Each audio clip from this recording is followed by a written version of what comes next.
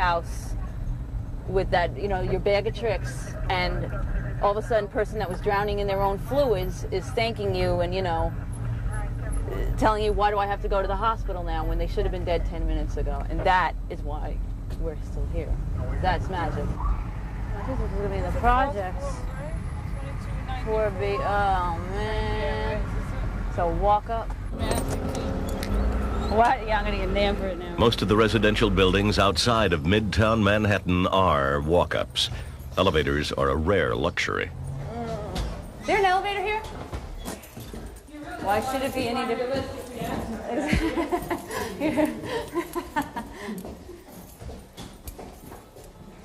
It's not so bad today. When it was 105, it was bad. Please don't be 300 pounds. When terminal patients are cared for at home, even minor medical emergencies can bring an urgent call. Is he more short of breath than usual? Yeah. So what did you call for? What were you concerned about? This 65-year-old man is dying of throat cancer. The family calls Debbie Perez and her partner, Kathy. This time, family members fear it's the heart. How do you feel? Better or the same? You take a lot more than you ever give on this job. And even though you give a lot, you're taking so much more.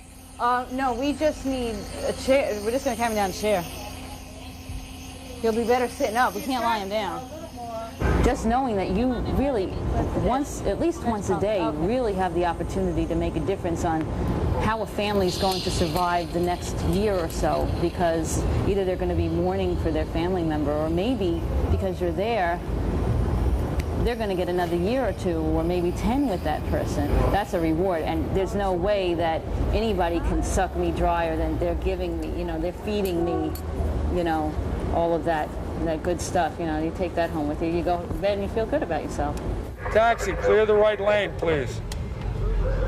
13 Vic, 88. Grand Central Station sees more than 100,000 commuters each day. Rarely a day goes by without some sort of medical emergency. 79-year-old cardiac difficulty breather, possible history. So, you know, we'll know when we get there, that's for sure.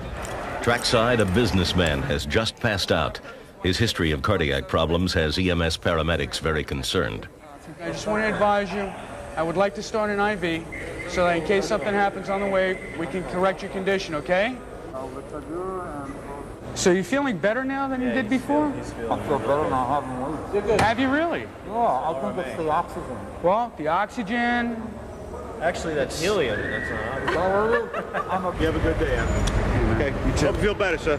Thanks a lot. I'll speak to you later. So you guys, as usual, perfect job. How you feeling? I'm feeling great. Beautiful. That's what we like to hear. I just asked this gentleman, should I kind of look sick for the... No, you should feel great. If you feel great, you should feel great. No, Benny, look, it's better that you look great. Okay. You were sick before we got there. Now you're feeling great. That's the important aspect. Right straight through here. Yeah. In a life or death job, EMS workers spend hours, even days, just helping out. Tied up, juggling free rides to the hospital with a gunshot or serious injury. It's a system pushed to the limit, and some fear the pressure could prove deadly. The days are busy, the nights even busier. As the sun sets over New York City, the medics based at Station 22 in the South Bronx find a rare quiet moment in the late afternoon.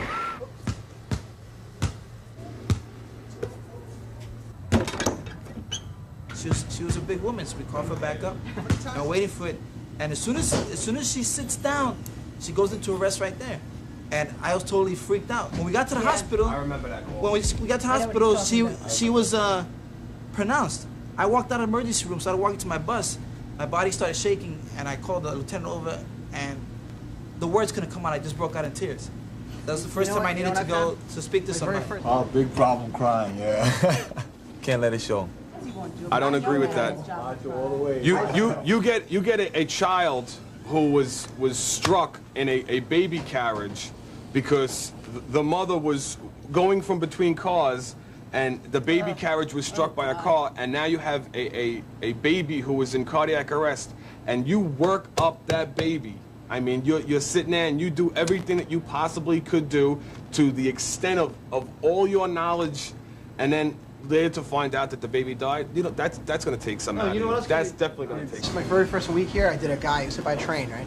And I came, and I was like, oh, you know, brand new, you know? And go down, the guy's hit by a train, and I think he had a severed arm. And, you know, a cop picks up the arm and says, looks at the watch, says, takes a look and keeps on ticking. And I was like, I couldn't believe he was joking. And then later on, I found myself making jokes in similar situations. And what I found out later was the people who joke the most on the outside and act like it's not bothering them at all are really the ones who are bothered by things the most and are shocked the most. Are you trying to tell us you're sensitive? I'm a sensitive guy. There's a police car right on the corner, so we're going to check with them, being it came in. Lieutenant Mark Stone is a patrol supervisor with EMS. He began as a volunteer technician on the street, but as the service has grown, rank and supervision have added levels of brass. During rush hour, it's really tough to get through traffic, just because there's so many vehicles in New York. You know, the non-caring portion of it. Everybody's in a rush in New York. New York is not Florida, where people like my father do 20 miles an hour in a 50-mile-an-hour zone. In New York, everybody is in a rush to get where they're going, so if they could get in front of an emergency vehicle. Today, Stone patrols in a GMC Jimmy, checking out calls and helping as needed. So now we're off to a report of an auto accident with injuries. Don't know how many injuries, don't know how many cars, but it's just a reported auto accident. SOD Frank, get me on the scene. EMS classifies this kind of low-speed auto accident as low risk. The front fender of a passenger car is clipped by a passing truck. But if the passengers complain of neck pain, as these did, they must be immobilized and transported to the hospital. Insurance companies will have to thrash out who's really at fault. Big truck just came out of nowhere and just smashed us and kept on going. I went to take off, and there he was. Traffic was dead standstill. Next thing I know, he's right underneath me. Well, both of them are complaining of neck and back injuries. It's a low-speed accident. It's not a high-speed accident. So we're just going to immobilize them with a cervical collar and backboard, just precautionary. SOD Frank, Manhattan. SOD Frank. Oh, we have two patients, both require immobilization. The BLS only has one backboard. Is it possible I can get another backboard to my location? Member of, got it, I got it. Both complaining of neck, left side pain. I got some collars on already. You're going to need a bigger than a regular collar for the one guy. He's a big guy.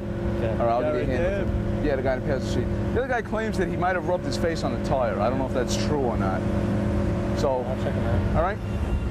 1, 2, 3.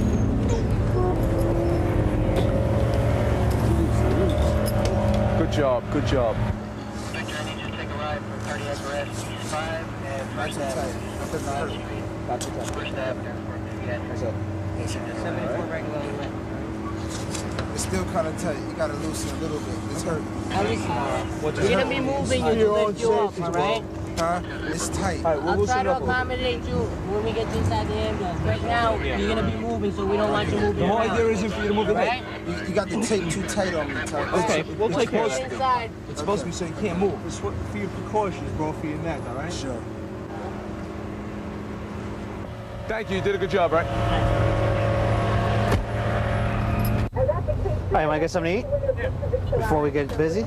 Unlike most professions, there's no lunch or dinner break for EMS on patrol. It's catch as catch can, often with one hand on the wheel and the other clutching a burger or sandwich. What are you going to eat? At least 2 of them.